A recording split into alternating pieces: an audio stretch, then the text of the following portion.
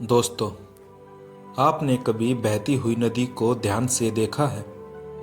बड़ी तेजी के साथ अपने शुरुआती छोर से बहना शुरू करती है। शुरुआत से ही उसका लक्ष्य अपनी मंजिल सागर को प्राप्त करना है। रास्तों में हजार बाधाएं आने पर भी वह बहती रहती है। भले ही कुछ जगह पर उसकी रफ्तार कम हो जाए, लेकिन वह रुकती कभी नहीं है।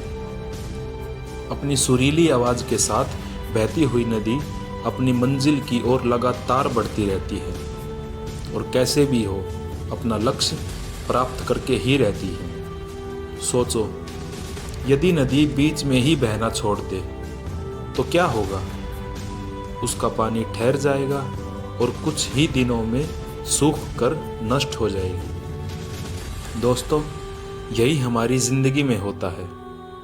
यदि सफल होने के लिए आप कोई लक्ष्य तय करते हैं तो उस लक्ष्य तक पहुंचने की पहली शर्त यह है कि आपको लगातार अपने लक्ष्य की ओर बढ़ते रहना है। यदि रुके तो असफलता निश्चित है। अपने मनपसंद लक्ष्य तक पहुंचना आसान कार्य नहीं होता। यदि आसान होता तो दुनिया के सभी लोग सफल होते।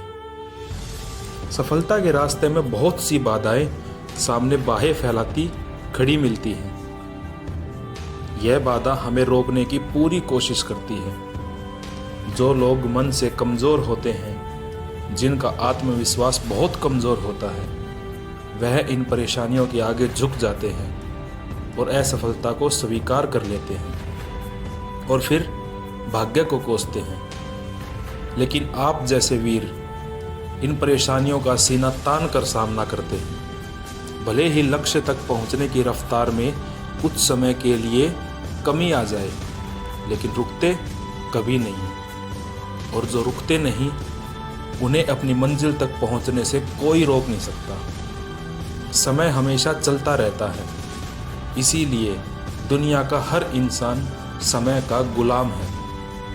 प्रकृति का नियम है, जो रुक गया उसका असफल होना या नष्ट होना तय है। इसीलिए कभी भी नहीं रुकना है।